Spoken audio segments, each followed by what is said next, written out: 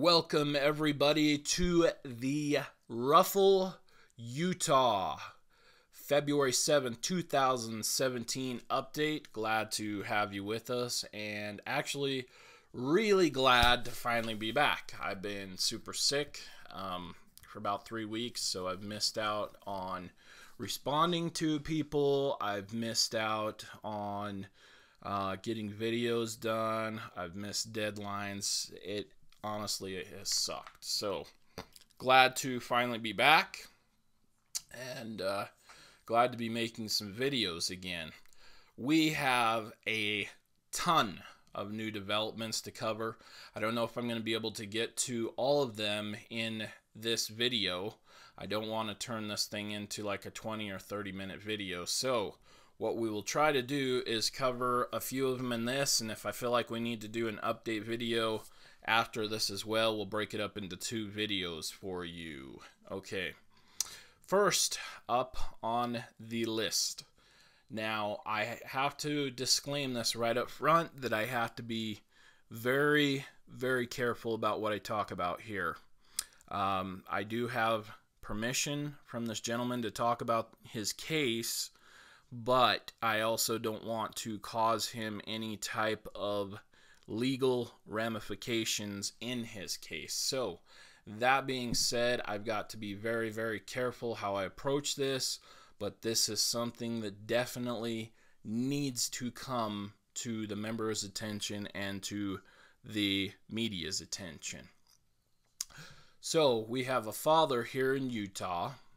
I'm not going to disclose his name at this point. If I get permission from him to do so, I will do that, but I want to make sure that I'm on the same page with him before we go that far. Anyway, this father, he is somebody that has been in the scene with me here in Utah, working at the forefront with myself and a few other people, working for law changes and family equality. Fast forward to 2017, he has been charged by Utah's Attorney General with 2 felonies and a misdemeanor. Okay, so he is looking at some potentially serious charges here and potentially jail time or prison time on this.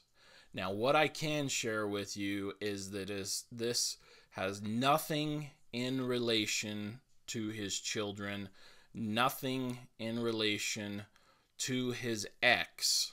Okay, so he hasn't harmed any of his family or anything. He hasn't caused any problems with the ex. It has absolutely nothing to do with any of those particular factors. All right, what it does have to do with is him being a front runner in this fight for parental equality, and the Attorney General's office here wanting to make an example of him. Now, there's a whole lot more details obviously people need to know before they can decide what is going on. Is this guy in the wrong? Is this guy in the right? Is the government targeting him and coming after him? And I know that people are going to want more than what I'm just offering here. I need to get permission from him to discuss this more in detail. He did give me some initial permission to at least begin to speak about it, and his case is coming up really, really quickly in court. Now, he's had his pretrial hearing, and he was assigned counsel. I was present at the hearing, and I approached the Attorney General on record to record him and to discuss why these charges are being brought forward, and why is it that the Attorney General's office here sees it fit to not investigate criminal complaints, follow through the proper channels to get to them, by the public. Now, what I mean by that is myself and a number of other fathers over the years have followed the correct channels and filed legal complaints. In my particular case, it was against judicial misconduct by my judge. All right, the state attorney general here didn't even have the decency to respond to my complaint. I forged my complaint with the state attorney general, with the United States attorney general, and I did receive a form letter back from the United States attorney general that they were investigating and they would follow up with me further, which they did not do. I didn't expect they would, but we didn't even so much as receive a response from the Utah Attorney General's office. So what I'm getting at with all this is we have a real issue of picking and choosing what to investigate and who to investigate in the state of Utah with the Attorney General's office. I'm sure this problem goes on other places. I'm not there to see this, but my personal experience tells me that the state attorney general in Utah is practicing in a very shady manner. Now, this father, getting back to him, when I approached the attorney general, he declined to comment on camera. He declined to discuss the case. He declined to have an interview with us at a later time at his office. He declined any type of contact with us. Now, there's a reason why they are declining discussing this with potential witnesses and people that may have information, and that's because they're trying to cover up the truth and trying to cover up the corruption that they are participating in. Okay. Now, this father, as I've said, has been charged with 2 felonies, 1 misdemeanor, and what it boils down to is he looked up some constitutional statutes and was able to find some areas that gave him what he believed to be the authority to step in for the public where the Utah Attorney General's office and the courts were not doing their jobs. I've seen the statute. I think that he does have some grounds here to support the position he's taken. However, the Attorney General's office decided that they're going to aggressively pursue prosecution of this. What I'd like to do is just initially make you members aware of what's going on. I'm going to speak with this individual. In fact, if I could get him on here to potentially interview, I would love to do that. I will discuss it with him and see if that's something he's open to. And as he gives me permission to discuss this, any new developments, I'm going to share them with you. But for now, I want you to understand from what I have seen that the Utah Attorney General's office is coming after him with very thin evidence or a case, and they are continuing to aggressively pursue this against this gentleman. So that is the first topic of discussion. I wanted to get that out to members. I will find out his court date, and I will post that here as long as he's okay with that. We will post that either on the video at this section of the video, or I will post it in the information below the video on YouTube. Now, moving on, I have been contacted by a number of fathers, and I'm seeing a disturbing trend. I have been submitted a bunch of video evidence from court hearings with fathers, and they're throwing their hands up. They're asking me, what can we do?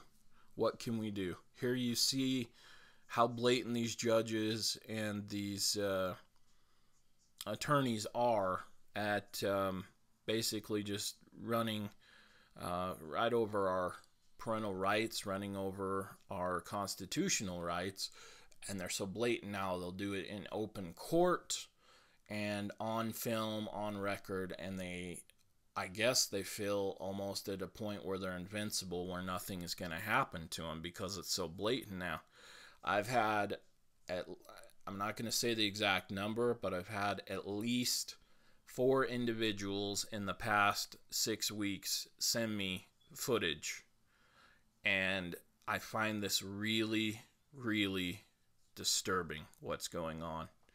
It is getting to the point of being so one-sided and blatant in the family court system that they don't even hide it anymore.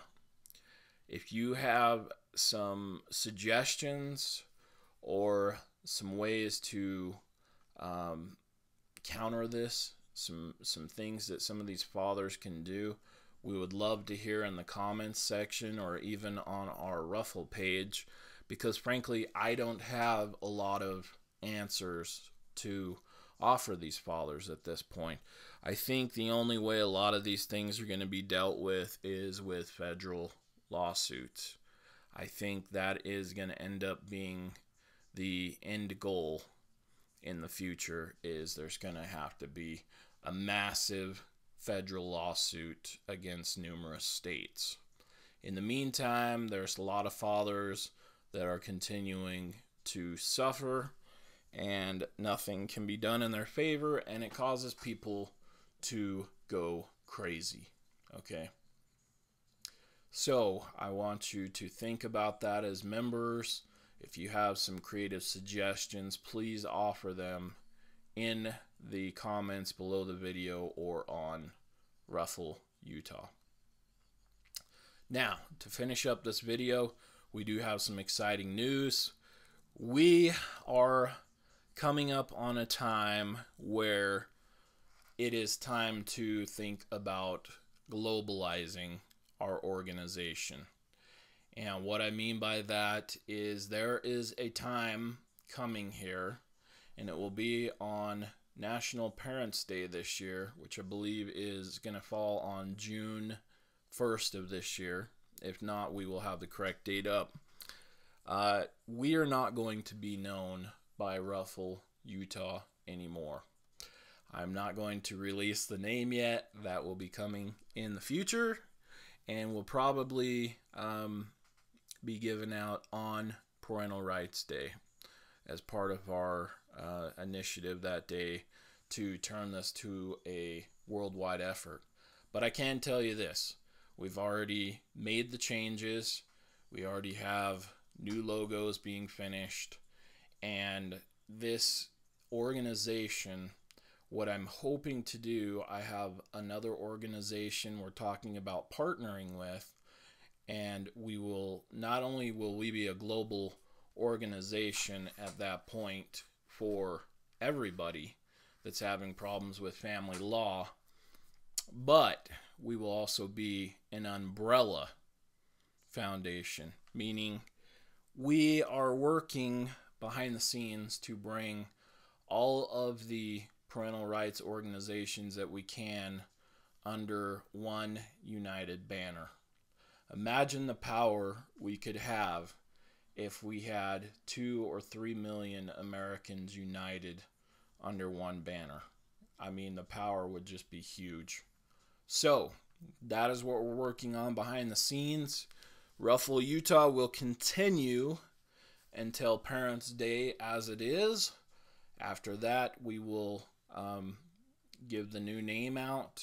There will probably be a redesigned logo, and at that point, we already are a worldwide organization now, but the name will also encompass that at that point. So we're excited about that, It's going to open us up to new avenues, new opportunities, and frankly, I think within a couple of years we could end up being the largest organization of this type in the world with our umbrella plan. So that is it for today. If you have any questions, comments, things going on, send them my way, and I will always try to look for them. I don't always get on RUFL every day. I have to work too and get other things done, but I try to stay up on it as much as I can. It's beginning to not be a one-person job anymore. And that may be something else coming up as some administrators besides me. Anyway, until the next video, keep it safe, keep your family safe. Remember that family is the most important thing in life. We'll catch you on the next video. Bye-bye.